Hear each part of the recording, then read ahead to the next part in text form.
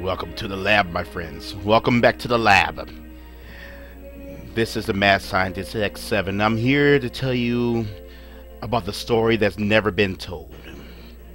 About one young lady and her fateful choice and the judgment that ended.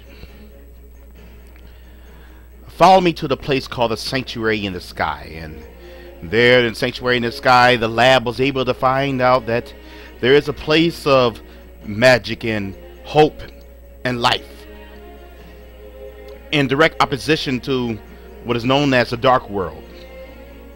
This is a place of joy and hope unimaginable. It's a place where everybody wants to go, and there's songs to be sung.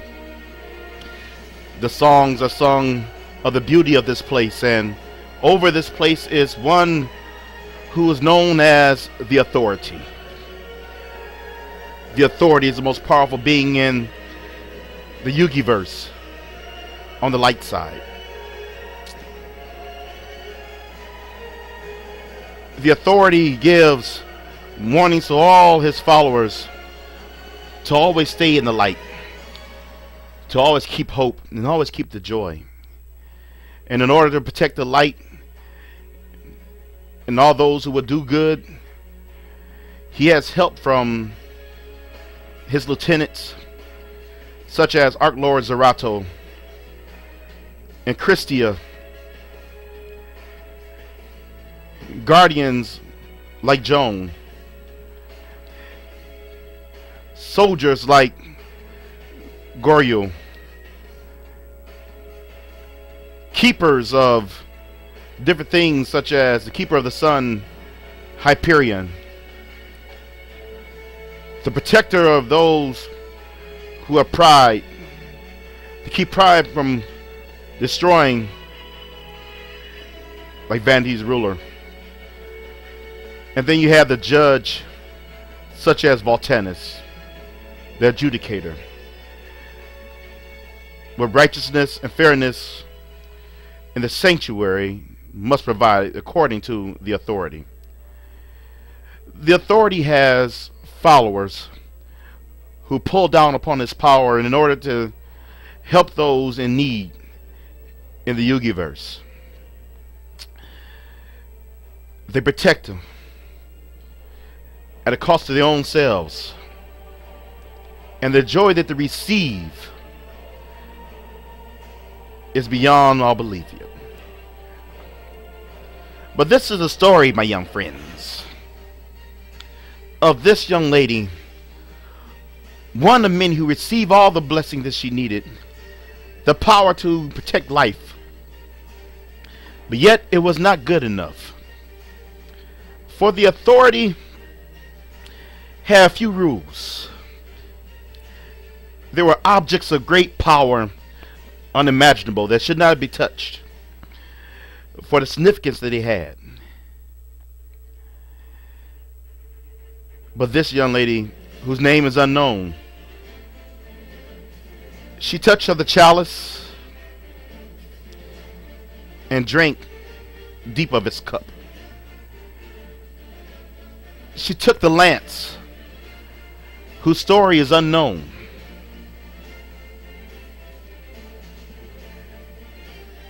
she hid and stole the dress, the robe, whose wearer is unknown. And all this time she's saying to herself, why can't I? Am I not the most blessed of all? Why should I not touch of the chalice, the lance, and the dress? And there's one more thing that I need to complete my knowledge in this thing called the Forbidden Tome. But unbeknownst to her, the Authority was watching her and pronounced divine judgment. Saddened by what he must do, he called upon Voltanus, the educator, to judge and provide a proper punishment. power rained down upon this young lady, and judgment came. Lightning flashed all around her and tore up the ground that's around her, until finally she was cast down from paradise and became known as the Maiden of Paradise Lost. And this, my friends, is the story of wanting things that you should not touch, where curiosity killed the cat. Thank you for listening to the story from the doctor. Alright, y'all, I'm done. I'm back. This is Mad Scientist X7 back. I want to thank you for listening to the story of the Maiden of Paradise Lost. For those of you who are interested, I know y'all finished, but here's the background of the story that I put together.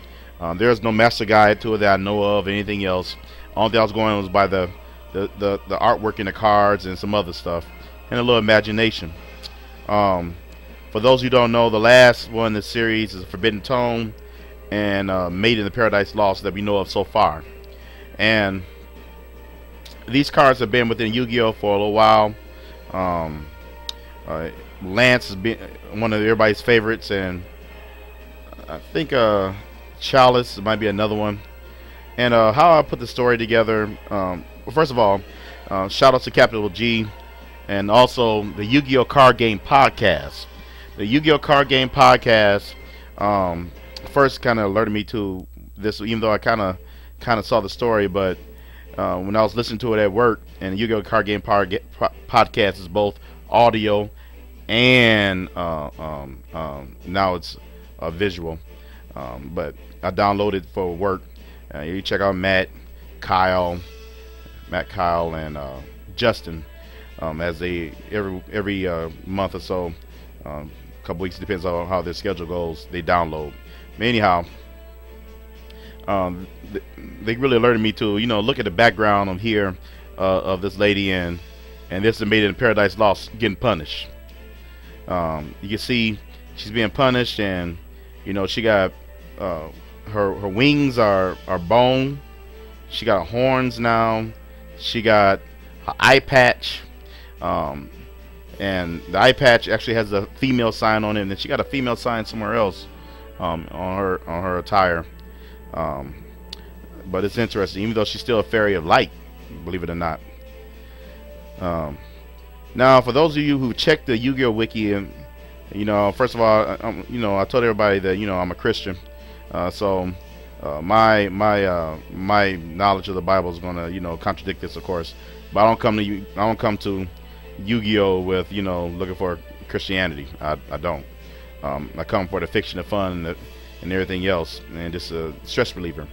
But anyway, if you check the wiki, I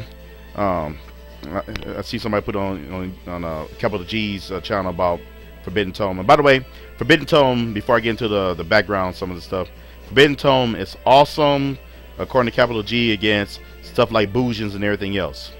So if you got a Boojin problem, Forbidden Tome is it. And I wouldn't be not surprised if people are not maining 3 Forbidden Tomes in their deck when they're facing stuff like Boojins and battling boxers and other ones. So you check out his video. He just did one. It was awesome, and everything else. And I always enjoy Capital G. Okay, so the chalice is supposed to be the cup that Jesus drank of. Biblical history doesn't say nothing else about the chalice, but a lot of people say that the chalice and of course the Da Vinci Code and everything else say other things. In world history, there have been the church, the Catholic Church, used the chalice to say it was one of the objects to get closer to to the Lord and everything else, and to the point that people actually were chewing off of the cup.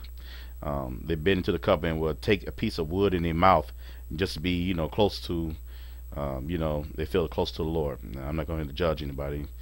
That's not my belief. But the lance, of course the book says the lance was the lance that was used to kill Jesus. But if you look at the biblical record, he died on the cross. He was dead before the Roman soldier put a lance in him. Matter of fact, there was a Pharisee. He went to ask for the body from Pontius Pilate. Pontius Pilate wondered about, him being dead already, and the lance was a way, or the spear was a way that Roman soldiers used to check and see if their prisoners were dead, one who was crucified were dead. They would pierce the heart and see if it's dead. Blood and water would come out, watery substance would come out, then they were dead. Of course, having a lance in your heart would kill you anyway. He wasn't dead already, but he was dead. All right, the dress is supposed to represent the robe of Jesus, and of course, here in the art in the picture, the robe is gold and pretty and stuff, and that's not what he would wore. Yeah, plus it's very feminine. And then the tone. From my faith perspective, the Bible is not forbidden. It's not forbidden. Now, at one time, it was forbidden a long time ago by those who didn't want people to read the Bible, and of course, it's forbidden over there in Germany where they burnt the Bible during the time of Hitler. But anyway, so that's on the backgrounds. But and how did I come to use these cards, by the way? Of course, Sanctuary Scar's been around for a while. Of course, Sanctuary was an old card. Fallen Sky wasn't one of the newer ones. Solemn Authority, I needed a picture of the Solemn Authority who's going to rain down judgment upon this young lady. That was the best picture. And of course, this card comes from the Norse, Nordic archetype, Solemn Authority. And then Solemn Warning's been around, but not before Judgment came around. So I was like, well, I can't put Judgment first because that don't sound right.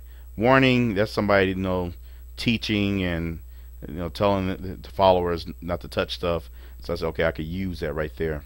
So in Judgment later on, at first I was not going to use the other characters in the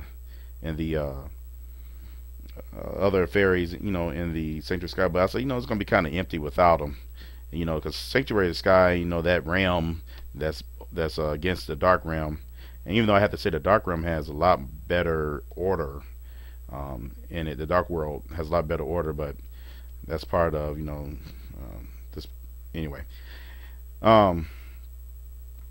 So I kind of put this stuff together. I know that you have the Arc Lords that's together, supposed to be the Archangels. And you also have the Dark Lords. At first I had the Dark Lords in. This is actually my third or fourth time working on this, but it wasn't good enough, and I just kept doing it over and over again. You have Guardian Angel Joan, one of my favorites. This plus Cestus Dagla makes my day when it comes to life points. Only thing's better than this is Thought Rule Archfiend. And but now of course I use artifacts because they're fairies with the Cestus Dagla, and get some life points. At least about 29, because most of them are 21. So about 2,900 if it's a direct assault. So yeah, and nobody really thought about that yet. Artifacts, and Cestus Dagla for life points, for life point gain.